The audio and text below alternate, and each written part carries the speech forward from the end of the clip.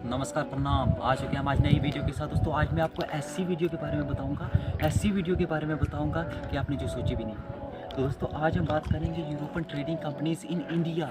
हिंदुस्तान में कौन कौन सी ऐसी यूरोपियन ट्रेडिंग कंपनी थी जिन्होंने अपनी वहाँ पे अपनी कोस्टल एरिया पे कंपनी लगा के हिंदुस्तान को पूरा लूट लिया। इसके बारे में बात करूँगा दोस्तों। दोस्तों ये जो बुक है अच्छे तरीके से इसको आप देखिए। ये बुक है 8th क्लास की मॉडर्न इंडिया की। ये बुक आपको आज नहीं मिलेगी दोस्तों, कहीं भी नहीं मिलेगी ये बुक आपको।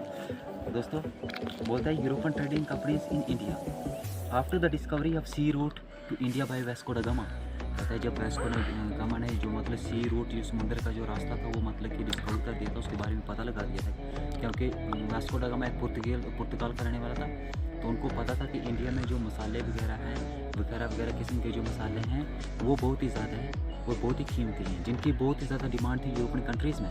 तो उसने मतलब कि 1498 में हिंदुस्तान का जो सी रूट वो डिस्कवर किया पहले। और बाद में मतलब कि बहुत सारी कंपनीज, बहुत सारी कंट्रीज़ की कंपनीज जो थी मतलब ने उन्होंने फ़ायदा उठाया इस बात का। और पुर्तगाल की, होलैंड की, इंग्लैंड की, फ्रांस की और डेनमार्क ने मतलब कि अपनी जो मतलब ट्रेडिंग सेंटर बना दिए। कहाँ? जो कोस्टल एरिया थे इंडिया के वहाँ पे they were mostly in coastal area the trading centre were called factories. कहते हैं खास तौर पे उन्होंने वो सेंटर अपनी कोस्टल एरिया पे बनाए थे।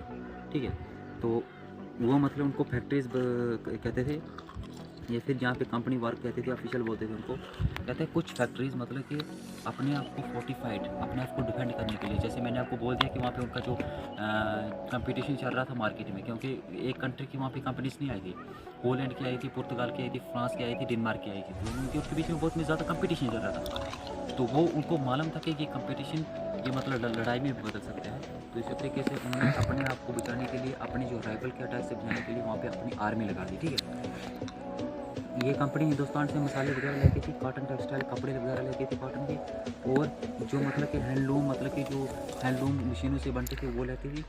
इंडिगो एक कपड़े का मतलब नाम होता है। और जो मतलब कि सेल्फी ट्री जो एसेंशियल रॉ मटेरियल होता है गन पाउडर के लिए। गोली मतलब कि जो गन का पाउडर होता है, बारूद होता है, उसके लिए सेल्फी ट्री एक इंपॉर्टेंट मटेरियल होता है। ये हिंदुस्तान से लेती थी, कहाँ के? यूरोप के लिए, क्योंकि इन चीज़ों की वहाँ पे बहुत ही ज़्यादा स्केर्स थी, अमीर। और कुछ मतलब कि इनको लग्जरी गुड्स भी समझते थे, इन चीज़ों को लग्जरी गुड्स भी समझते थे। जो कॉटन टेक्सटाइल आ गया, जो इंडिगो आ गया, हैंडलूम्स वगैरह, ये कुछ इनको लग्जरी गुड्स समझते थे। ये कंपनी ये गुड्स यहाँ से मतलब कि चीप रेट में लेती थी, बहुत ही सस्ते प्राइस में लेती थी। और वहाँ पे यूरोप में जाके इसको बहुत ही हाई रेट में बेचती थी। अमेरिका वगैरह में, यूरोप में जाके हाई रेट में बेचती थी और वहाँ से ह्यूज प्रॉफिट्स कमाती थी। The company paid for things in India mainly in gold and silver. कहता है जो कंपनी थी मतलब कि इनके बदले हिंदुस्तानियों को क्या देती थी? गोल्ड और सिल्वर देती थी हिंदुस्तानियों को इनके बदले।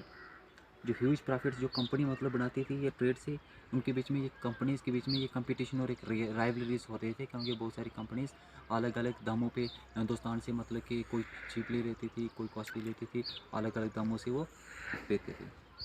तो यूरोप की जो गवर्नमेंट थी वो भी सपोर्ट कर रही थी इन कंपनीज़ के बारे में, कि कंपनी जाके वहाँ पे क्या करे, अपना दबदबा बनाए ट्रेड का। कहता है दोस्तों 18वीं सेंचुरी के मतलब शुरुआत में जो पुर्तगाल, जो स्पेनिश के लोग थे और डच वगैरह के, उन्होंने क्या कह दिया? वर ऑस्टिड, उनको मतलब कि बेदखल कर दिया उन कंपनीज़ को। सोचना, पुर्तगाल की, स्पेनियड की और डच की कंपनीज़ को बेदखल कर दिया किसने? इंग्लैंड और फ्रांस ने। और वहाँ पे अपनी जो उनकी इंपॉर्टेंट पोजीशन थी ना, जैसे सूरत हो गया, जैसे वो नीचे मुंबई वगैरह का हो गया, जैसे बेंगलोर वगैरह का हो गया, इन जगहों पे उन्होंने अपनी कंपनी बना दी। ये इंपॉर्टेंट पोजीशन उन्होंने हेल्ड कर दी। तो बाद में जो कंपनीज़ थी वगैरह वगैरह वो हिंदुस्तान का ट्रेड को यूरोप तक फैलना चाहती थी।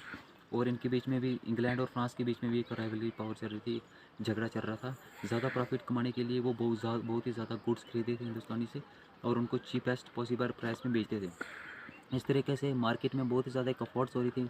मार्केट को कंट्रोल करने के लिए बहुत ही ज़्यादा गुड्स खरीदी जा रही थी और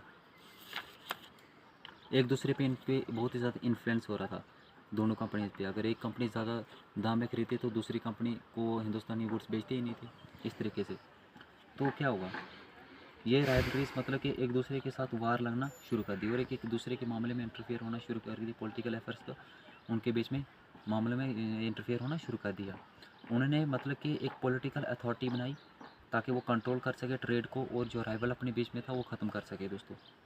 जो फ्रांस था उसने अपना हेड क्वार्टर जो पुडुचेरी में रख दिया, और जो साउथ ईस्ट इंडिया में है और दूसरे नंबर पे जो ईस्ट इंडिया कंपनी थी उसने अपना सेंटर मतलब फोर्ट सेंट जॉर्ज मद्रास में रख दिया गया, ठीक है, जो पुडुचेरी से ज़्यादा दूर नहीं था।